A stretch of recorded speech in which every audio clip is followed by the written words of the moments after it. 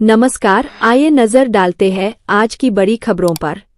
प्रधानमंत्री नरेंद्र मोदी आज मणिपुर पहुंचे, जहां पिछले कई महीनों से अशांति और हिंसक हालात बने हुए हैं।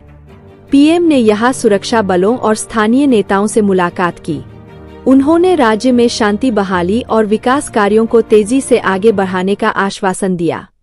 प्रधानमंत्री ने पीड़ित परिवारों से भी मुलाकात कर हरसंभव मदद का भरोसा दिलाया।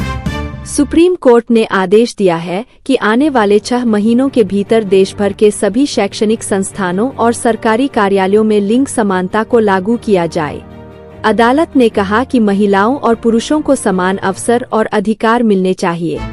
यह फैसला आने वाले समय में रोजगार और शिक्षा के क्षेत्र में बड़ा बदलाव ला सकता है। विपक्षी दलों ने 18 सितंबर से संसद में महंगाई, बेरोजगारी और किसानों के मुद्दे पर सरकार को घेरने का ऐलान किया है। विपक्ष का कहना है कि सरकार जनता के असली मुद्दों से भाग रही है। वहीं भाजपा ने विपक्ष पर केवल राजनीति करने का आरोप लगाया है। इस टकराव से संसद का आगामी सत्र बेहद गर्म होने वाला है। कांग्रेस पार्टी ने युवाओं को जोड़ने के लिए नया रोजगार अधिकार अभियान शुरू किया है। इसमें पार्टी युवाओं से सीधे संवाद करेगी और रोजगार की गारंटी देने का वादा कर रही है। राहुल गांधी ने कहा कि देश का भविष्य युवाओं पर टिका है और कांग्रेस उनके साथ खड़ी है। ताइवान को लेकर अमेरिका और चीन के बीच तनातनी फिर से तेज हो गई है। अमेरिका ने चीन को चेतावनी दी है कि अगर उसने ताइवान पर दबाव बनाया तो उसे गंभीर परिणाम भुगतने होंगे। दूसरी ओर चीन ने इसे अपनी आंतरिक नीति में दखल बताया है। अंतर्राष्ट्रीय विशेषज्ञों का मानना है कि इससे एशिया में हालात और बिगड़ सकते हैं। रूस और यूक्रेन के बीच जारी युद्ध थमने का नाम नहीं ले रहा है। पिछले 24 घंटों में यूक्रेन की राजधानी कीव पर कई ड्रोन हमले हुए, जिसमें भारी नुकसान हुआ। रूस का कहना है कि ये हमले सैन्य ठिकानों पर किए गए, लेकिन यूक्रेन ने इसे नागरिकों पर हमला करार दिया। संयुक्त राष्ट्र ने दोनों देशों से शांति की अपील की है। G20 देशों की बैठक में जलवायु परिवर्तन और ऊर्जा संकट को लेकर अहम फैसले लिए गए। बैठक में तय किया गया कि सभी देश मिलकर कार्बन उत्सर्जन घटाने के लिए काम करेंगे। भारत ने कहा कि विकासशील देशों को भी पर्यावरण के साथ न्याय करने का अवसर दिया जाना चाहिए। मौसम विभाग ने राजस्थान, मध्य प्रदेश और उत्तराखंड के कई जिलों में अगले 48 घंटों तक भारी बारिश का अलर्ट जारी किया है।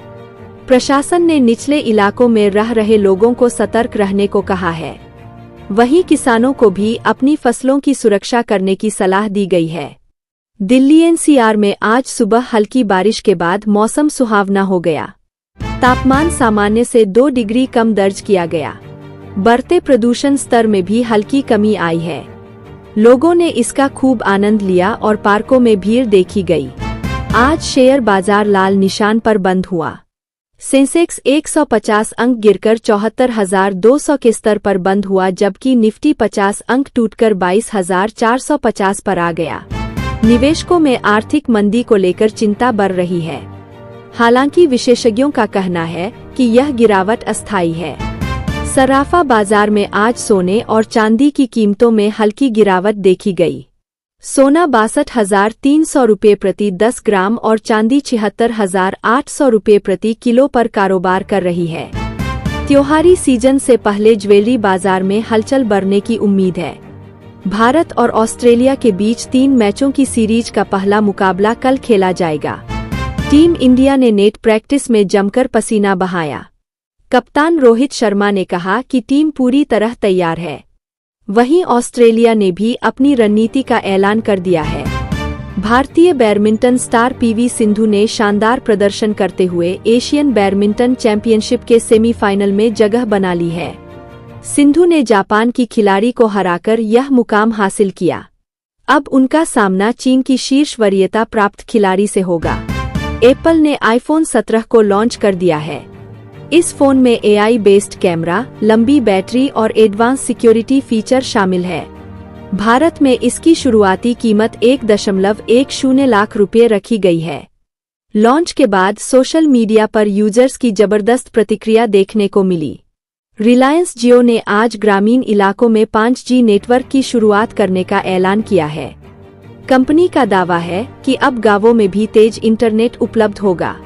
इससे शिक्षा और व्यापार के क्षेत्र में बड़ा बदलाव आएगा। लगातार बारिश से यूपी के कई जिलों में नदियां उफान पर है। गंगा और यमुना खतरे के निशान से ऊपर बह रही है। प्रशासन ने प्रभावित इलाकों में राहत सामग्री पहुंचाना शुरू कर दिया है। लोगों को सुरक्षित स्थानों पर भेजा जा रहा है। बिहार की राजनीति में एक बार फिर उठापटक देखने को मिल रही है। जेडीयू और राजद के बीच मनमुटाव की खबरें सामने आई है। सूत्रों के मुताबिक मुख्यमंत्री नीतीश कुमार जल्द ही बड़ा फैसला ले सकते हैं। महाराष्ट्र में किसानों ने कर्ज माफी और बिजली बिल माफी की मांग को लेकर आंदोलन तेज कर दिया है।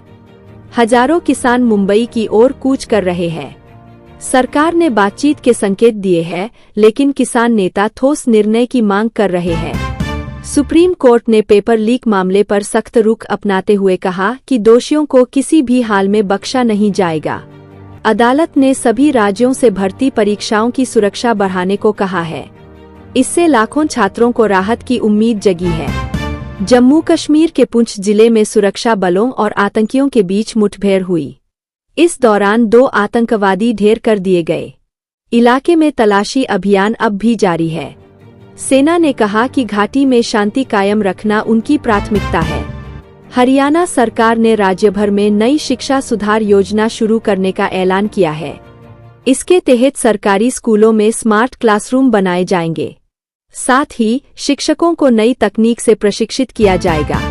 दिल्ली सरकार ने प्रदूषण कम करने के लिए नई योजना शुरू की है। इसके तहत पुराने डीजल वाहनों पर पूरी तरह से रोक लगा दी गई है। इसके अलावा ग्रीन एनर्जी वाहनों को प्रोत्साहन दिया जाएगा। बॉलीवुड अभिनेता अजय देवगन की नई फिल्म का ट्रेलर रिलीज हुआ है। फिल्म एक देशभक्ति पर आधारित कहानी को दर्शाती है। रिलीज के बाद से सोशल मीडिया पर फैंस में जबरदस्त उत्साह देखने को मिला। इसरो ने एक और बड़ी उपलब्धि हासिल करते हुए नया सैटेलाइट सफलतापूर्वक लॉन्च कर दिया है। यह सैटेलाइट मौसम की सटीक जानकारी देगा। प्रधानमंत्री ने वैज्ञानिकों को बधाई दी है। आज पेट्रोल और डीजल की कीमतों में कोई बदलाव नहीं हुआ है। दिल्ली में पेट्रोल 97 रुपये 50 पैसे और डीजल 90 रुपये प्रति लीटर पर स्थिर है। हालांकि अंतर्राष्ट्रीय बाजार में कच्चे तेल के दाम बढ़ने से आने वाले दिनों में असर दिख सकता है।